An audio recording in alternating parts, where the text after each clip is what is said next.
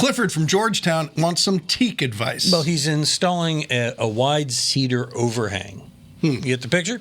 Clifford writes, we plan to put teak oil on it to enhance and preserve it, and we're concerned about shrinkage, aren't we all? Yeah. And, of course, a proper install. So, Tom, he'd like your advice on this.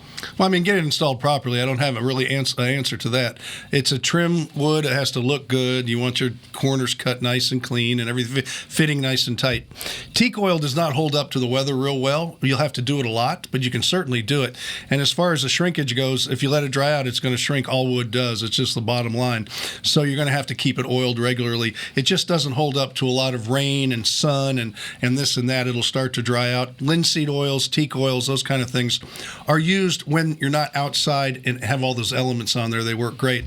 Like you'll see teak oil used inside boat cabins and stuff where it's not exposed to the outside, and that way it can easily be restored all the time as it starts to dry out.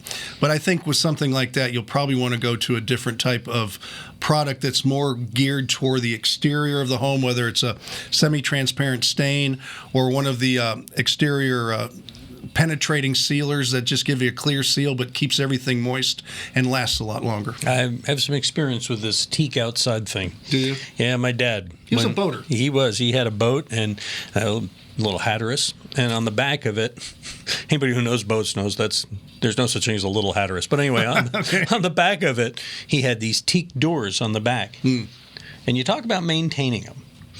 Maintaining them periodically meant every winter. Once a year. He would strip off the what do you call it, the sealer you put on the outside, the poly. If you used a polyurethane. Polyurethane, that's it. A polyurethane on the outside. My words are failing me.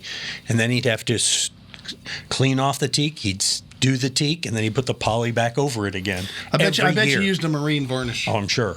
Yeah, that would probably be more of what your dad would have used. Okay. It's kind of like urethane, but it's a marine varnish. Urethane. You know, had that kind of shine. Well, let me ask you that then. In this case here, would that be a good way for him to go? No, I think the more the other products, the penetrating sealers, because of the wood it's a cedar. Okay. It's not that stuff your dad had on the boat. I was 12 years old. All I knew it was in cans. That's about all I knew. Boats, man, they take a lot of maintenance. Oh my God. All right. Anyway, my dad's second wife referred to that boat as the other woman. Mm-hmm. So all right, we're here to help you though on dry land or in the choppy seas. Send us your questions about home improvements. We'll help you. You can check our other videos here, and would you please subscribe to our channel? That would help us out.